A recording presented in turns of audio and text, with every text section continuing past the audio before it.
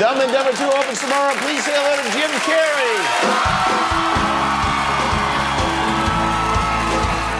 Like you don't know what it is. You don't know what that is. I have no idea. For 40 years, Jim Carrey made the world laugh. Then, he vanished. There was no press conference, no tragic scandal, just a quiet walk out the back door of Hollywood, leaving behind a fortune and a simple, haunting message: I have enough. I've done enough. To understand why the world's biggest movie star suddenly threw away his crown, you have to look past the elastic smile and uncover the dark, hidden price he paid to wear it. Is this goodbye? Hollywood forever? The farewell in Hollywood. The entertainment industry is built on a very simple, relentless promise. If you give it your entire life, it will make you immortal. For decades, Jim Carrey was the living proof of that contract. He was the human cartoon, the $20 million a movie juggernaut, the box office magician who could turn a single facial contortion into a global phenomenon. Movies built around his hypermanic energy didn't just perform, they ruled the cultural conversation for entire decades. If you grew up anywhere on planet Earth in the 90s or 2000s, his face was etched into your brain. He was the loud, unstoppable force of nature that guaranteed you could forget your troubles for 2 hours. Then, the noise stopped. Was it a quiet goodbye? Over the last few years, fans began noticing a quiet, subtle shift. The frantic red carpet interviews started getting spaced further apart. The back-to-back blockbuster schedules began to dry up. When he did show up in front of cameras, he didn't look like the manic jester everyone expected. He looked like a man who had seen through the magic trick of fame and found absolutely nothing on the other side. The turning point came when Carrey offhandedly dropped a bombshell during a junket interview that felt less like press junket fluff and more like an exit interview from the human race. He casually mentioned that he was stepping away, that he was fairly serious about retiring from acting altogether. Hollywood panic dialed his representatives. Journalists scrambled for clarification. Studio executives, who view bankable comedy icons as renewable resources, couldn't process the concept. People don't just walk away from the apex of global stardom. They get phased out. They get replaced. They fight tooth and nail to stay relevant as the clock ticks down. They don't just lock the door from the inside and go paint in a secluded studio. When pushed on what it would take to drag him back into the spotlight, Carrey offered a response wrapped in trademark irony. He said he'd only consider it if the angels brought him a script written in gold ink that proved to be truly essential for people to see. It was a brilliant, hilarious dodge, but read between the lines and the message was brutal in its clarity. Don't call me unless it actually matters. To the average person watching from the outside, it looks like an ungrateful mystery. Why would a man who achieved every single dream he ever chased decide that those dreams were no longer worth keeping? Why would someone who fought through bone-crushing poverty to become the most recognizable face on Earth treat the entire movie business like a ghost town he used to pass through? The truth is, Hollywood never really understood Jim Carrey. They thought they bought a comedy machine. They thought they signed an endless supply of rubber-faced catchphrases. What they actually had was a hypersensitive artist who spent 4 decades using comedy as an emergency shield against a deep, suffocating despair.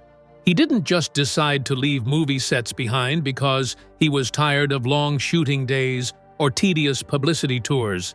He left because he realized that the famous persona named Jim Carrey was a character he had invented out of sheer survival, and that character was slowly killing the man underneath.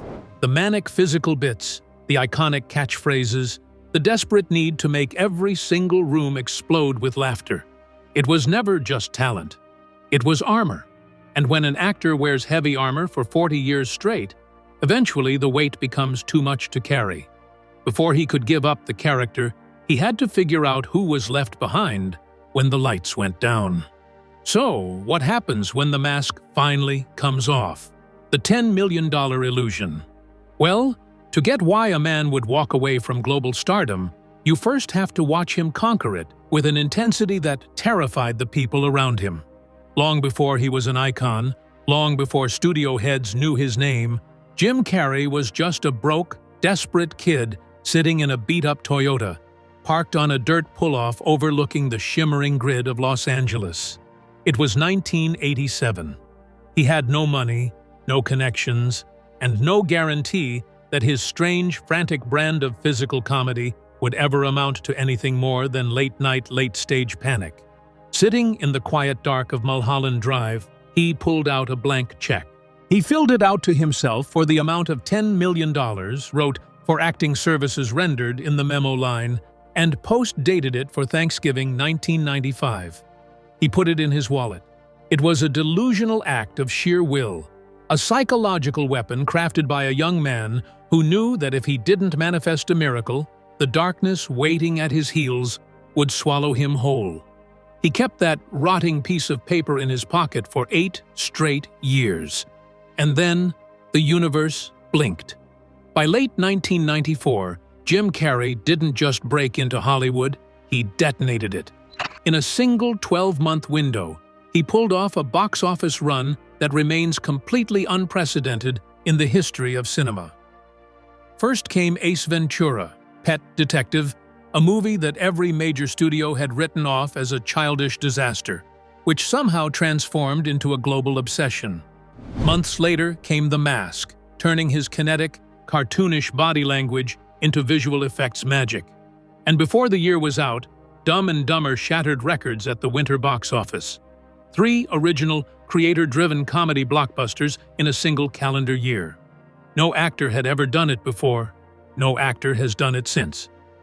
Right before Thanksgiving 1995, Carrey discovered that his paycheck for his next project, Dumb and Dumber, was officially locked in at exactly $10 million.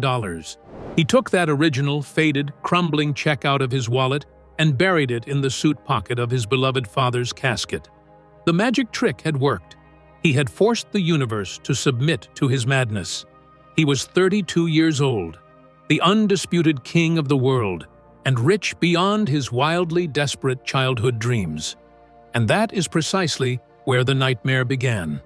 The terrifying secret of absolute blinding success is that it leaves you with nowhere left to hide. When you spend your entire youth believing that a mountain of cash and the adoration of millions will heal the broken parts of your soul, reaching the summit is a terrifying experience. You stand at the top, look down at the world cheering your name, and realize with absolute horror that you feel just as empty as you did when you were sitting in that beat-up car on Mulholland Drive. The money was real. The fame was dizzying. But the deep, hollow void inside him hadn't shrunk by a single inch. It had grown. He was trapped inside the gold cage he had built with his own hands. Studio executives didn't want a complex, evolving human being. They wanted the screaming, contorting, rubber-faced clown that generated hundreds of millions of dollars at the box office. Every time he stepped outside his front door, the public demanded the show. They wanted the catchphrases. They wanted the manic energy. They wanted the mask. He realized that the world didn't love Jim Carrey, the person. They loved the engine. They loved the performance. He had worked his entire life to construct a persona so loud that it would drown out his internal pain, only to realize that the persona had taken hostage of his actual life. He had won the biggest game in town, only to find out the prize was a gilded prison. How deep did the roots of that desperation really go? The armor of comedy. To answer that, you have to leave behind the high-stakes boardrooms of Los Angeles and look into the cold, industrial damp of Scarborough, Ontario. Before Jim Carrey was a household name, he was a child crushed under the weight of financial catastrophe. His childhood was defined by a terrifying insecurity that shaped every fiber of his developing identity. His father, Percy Carrey, was a talented musician who surrendered his dreams of playing saxophone to take a respectable, stable job as an accountant. Percy did everything right. He played by the rules, worked hard, and provided for his family. Yet, despite his caution, the The company abruptly folded, leaving the family completely bankrupt when Jim was just 12 years old. The financial collapse wasn't just a bump in the road, it was a total demolition of their reality. The family lost their home, sold off their belongings, and found themselves living out of a cramped, faded Volkswagen camper van parked on family property and in public parks. For a young, hypersensitive boy, the trauma of sudden homelessness transformed the world from a safe playground into an unpredictable, hostile environment. To help the family survive, every member had to work. By age 16, Jim had dropped out of high school entirely to work grueling 8-hour night shifts as a janitor and security guard at a local tire factory. While his peers were studying for exams, going to dances, and planning their futures, Jim was scrubbing floors, cleaning toilets, and harboring an explosive, silent rage at the world. He later confessed that during those years, he carried a baseball bat in his trunk, filled with a violent anger because his family had been broken by circumstances beyond their control.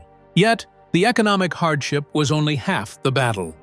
Inside the home, his mother, Kathleen, suffered from severe, debilitating chronic illness and a deep dependency on prescription painkillers. She was constantly bedridden, fighting intense physical agony and severe depression. The household hung in a perpetual state of emotional crisis. It was in this pressure cooker of poverty and illness that Jim Carrey's iconic comedic voice was born. It wasn't derived from joy, lightheartedness, or a natural desire to be the center of attention. It was born out of raw, terrifying desperation. Seeing his mother in constant physical pain, a young Jim realized that if he could make her laugh, her brain would temporarily release endorphins and block the pain. He began performing manic extreme contortions right at the edge of her bed.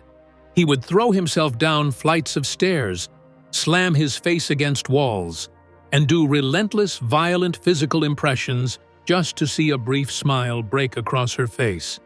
Comedy became a domestic medical intervention. If he could keep her laughing, she would stay alive.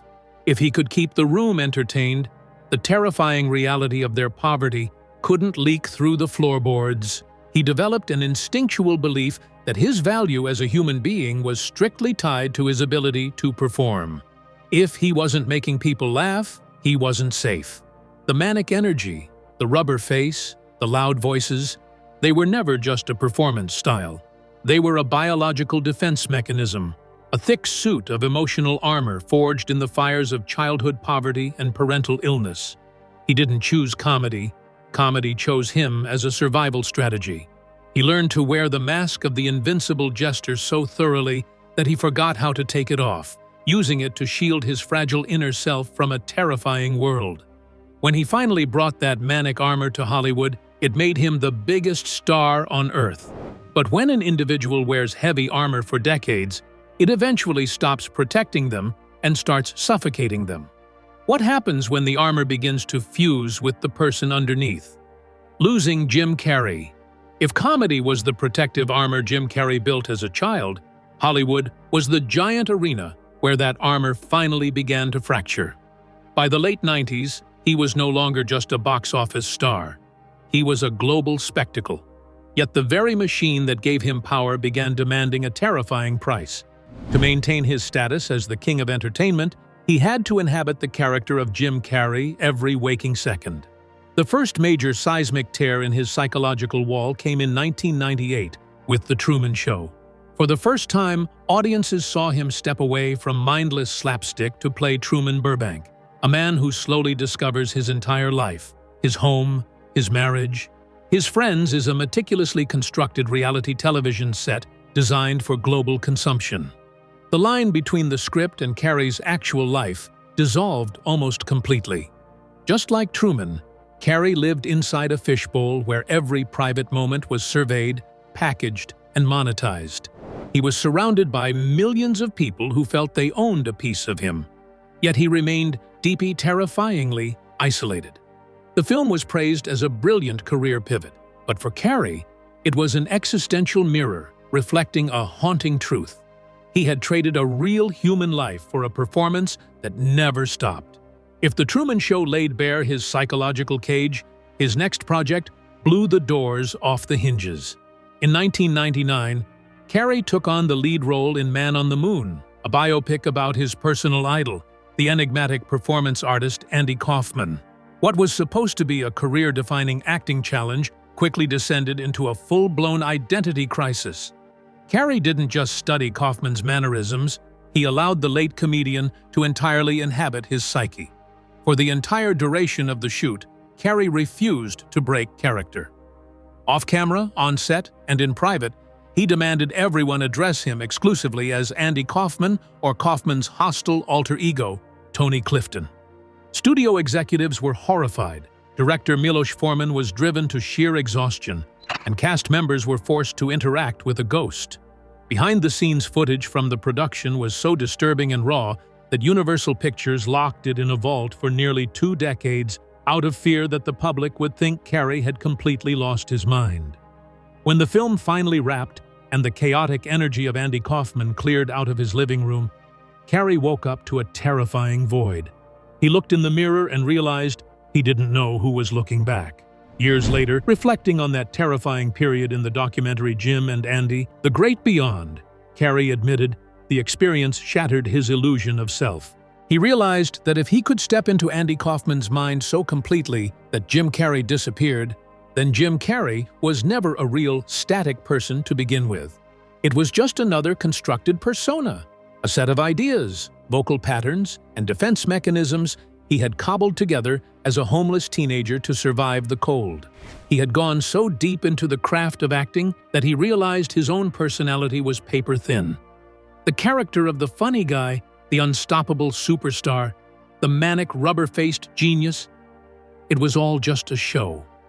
The armor he had worn for 30 years wasn't just heavy anymore. It was actively suffocating the human being trapped underneath. The boundary between the actor and the mask was completely gone, leaving him stranded in a deep existential fog.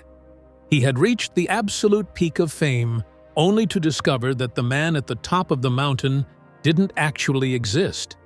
Where does a person go when they realize the identity they built their entire life around is nothing more than a ghost? The darkest years. While the world was busy dissecting his existential crisis on film sets, Jim Carrey was fighting an even quieter, far more dangerous battle behind closed doors. The public saw a billionaire comedic genius who could manipulate his face like clay. The reality was a man engaged in a decades-long war against a severe, lingering depression that threatened to consume him completely. For years, Carrey relied on Prozac just to maintain a baseline of stability. He would later speak openly about taking the antidepressant, describing his experience as living in a continuous, low-level fog of despair. It wasn't that the medication cured his pain. It simply dulled the edges enough for him to function under the scorching heat of Hollywood lights. Eventually, he made the deliberate decision to walk away from all mind-altering substances, including coffee, alcohol, and prescription medications. He realized that drowning out his internal sorrow only delayed an inevitable reckoning. He didn't just want to numb the darkness, he wanted to understand why it was there in the first place. Yet, no amount of spiritual reflection could prepare him for the sheer emotional devastation that struck in September 2015. Catriona White, a 30-year-old Irish makeup artist and Carrey's on-again, off-again girlfriend, was found dead in her Los Angeles home from a tragic prescription medication overdose. For Carrey, the loss was an immediate, crushing shock. He served as a pallbearer at her funeral in Ireland, visibly shaken as he carried her casket through the rain-slicked streets. But what should have been a period of quiet grief and private mourning rapidly devolved into a vicious public nightmare. In 2016, White's estranged husband and mother filed high-profile wrongful death lawsuits against the actor. They accused Carrey of using his wealth and false aliases to illegally procure the prescription painkillers that led to her death. Tabloids leaped on the court filings, broadcasting private, painful text messages between the couple across global headlines. Suddenly, the beloved movie star was branded in court documents as a callous monster responsible for a young woman's tragic demise. Carrey refused to sit back and quietly settle to protect his image. he launched a fierce legal counter-complaint, revealing that the lawsuit was a predatory extortion attempt. His legal team uncovered critical evidence showing that key medical records submitted by the plaintiffs had been deliberately forged. Faced with impending exposure in open court, the plaintiffs voluntarily dismissed all claims against Carrey in early 2018, completely exonerating the actor from any legal wrongdoing. The legal victory brought him formal vindication, but the emotional damage was already done. The brutal public spectacle had dragged his most intimate wounds into the mud. For clicks and headlines, it exposed the absolute cold cruelty of modern celebrity culture, a world where a man's personal grief could be commodified and weaponized against him without a second thought. The tragedy of 2015 was the final, decisive blow that severed whatever lingering attachment Carrey had left to the entertainment industry. He had endured poverty, mental collapse, and the loss of identity. But watching his personal grief turned into a circus proved that the machine he served had no soul. He no longer cared about box office numbers, award ceremonies, or preserving a pristine public image. The dark years didn't break Jim Carrey, but they burned away the last remnants of his desire to play along. He was ready to step out of the spotlight entirely and seek a very different kind of truth. What lies beyond the total destruction of a Hollywood icon's ego? Ego death and the silent sanctuary. For Jim Carrey, the answer wasn't a grand, triumphant comeback tour, nor was it a quiet surrender to bitterness. It was a total, unyielding detachment from the illusion of fame itself. By 2017, the shift in his worldview spilled out into the public eye, leaving media commentators completely bewildered. During a viral red carpet interview at New York Fashion Week, a reporter asked him why he was attending an event dedicated to icons and style. Carrey stared blankly at the microphone, smiled faintly, and stated flatly that there was no meaning to any of it. He told the visibly stunned interviewer that he didn't believe in personalities, that the entire spectacle was utterly hollow, and that peace lies entirely beyond the ego. To the entertainment press, it sounded like a cry for help, or the ramblings of a man who had lost his mind. But to Carrey, it was the first time in his life he was speaking pure, unvarnished truth. He had finally embraced a profound philosophical redefinition of his own mental health struggles. Reframing his decades of suffering, Carrey began advocating the idea that depression is not necessarily a chemical failure of the mind, but rather the body's desperate demand for deep rest. In his view, the human psyche reaches a breaking point where it can no longer support the weight of the avatar, the character, or the artificial personality a person forces themselves to play for society. The depression was simply his body rejecting the burden of being Jim Carrey. Stripping away the superstar persona, Carrey retreated into his studio, trading the chaotic intensity of movie sets for the quiet solitude of canvas, clay, and paint.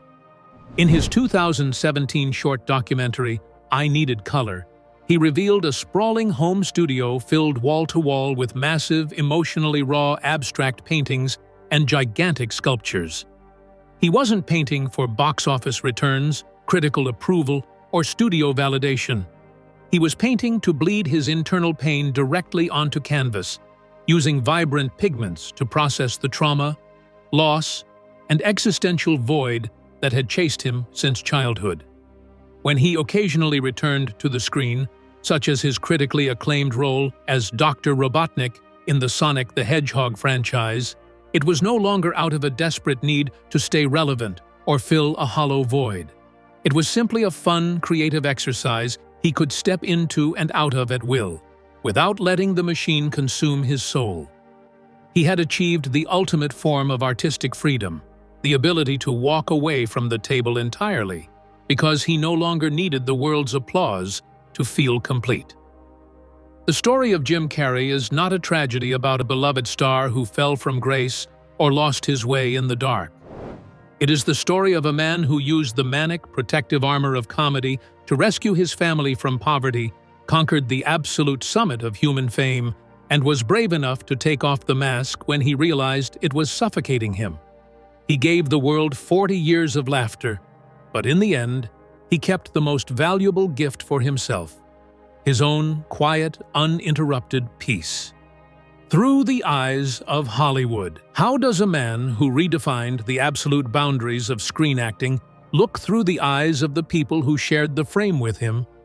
To his peers, working with Jim Carrey was rarely just an acting job. It was an unpredictable, high-wire expedition into the limits of human commitment.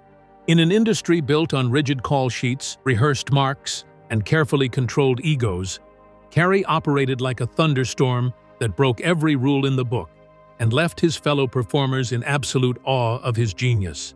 For comedy legends and dramatic heavyweights alike, sharing a scene with Carrey was a masterclass in fearless improvisation. Morgan Freeman, known throughout cinema for his unshakable gravitas and regal composure, famously found himself completely helpless on the set of Bruce Almighty.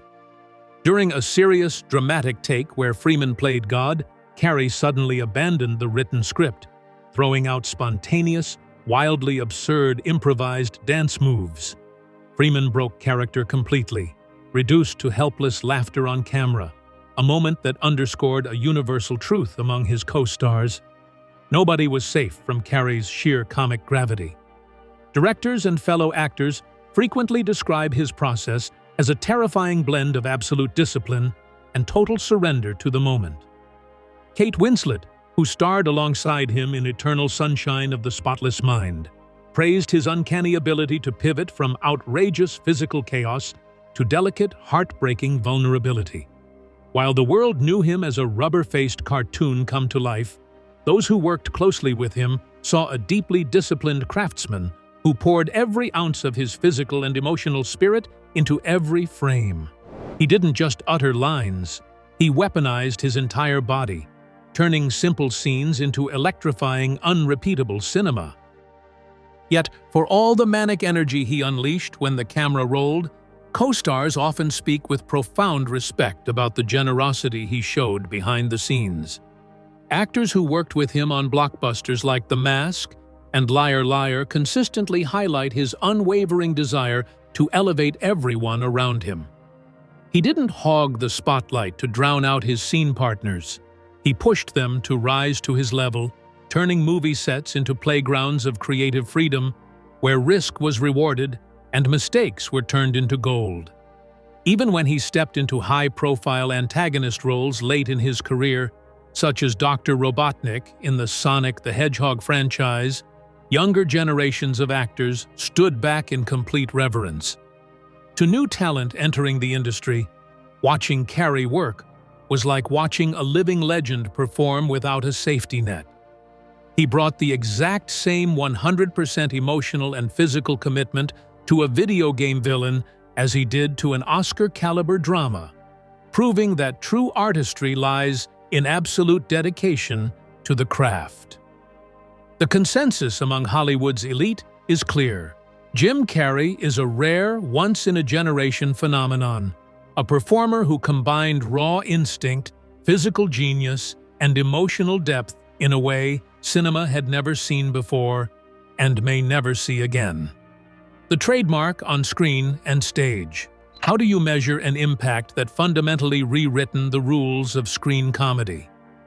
Before Jim Carrey, Hollywood treated physical comedy as a relic of a bygone era, something relegated to classic silent films or vintage TV sitcoms. When Carrey exploded onto television sets in the early 90s on In Living Color, characters like Fire Marshal Bill proved that television audiences were hungry for an electric, unhinged commitment to the bit. He single-handedly dragged physical comedy back into the center of pop culture, demonstrating that a human face and body could be as powerful a special effect as a $100 million CGI budget. His leap to the big screen altered the financial structure of Hollywood itself. By commanding an unprecedented $20 million upfront paycheck, Carrey proved to studio executives that a comedy star could drive international box office tentpoles just like an action hero. A whole generation of comedic icons, from Will Ferrell to Ryan Reynolds, built their careers on the blueprint Carrey left behind. blending shameless physical risk with infectious, boundary-pushing absurdity. Yet his greatest legacy isn't just the box office numbers or the iconic catchphrases echoed across decades. It is his fearless proof that a performer can start out making faces for a crowd, yet ultimately evolve into a deeply tragic, complex artist capable of holding up a mirror to human vulnerability. Whether through a rubber mask or a quiet tear, he forever elevated the art of making people feel. If you enjoyed this deep dive into Jim Carrey's journey, don't forget to hit subscribe for more cinematic stories.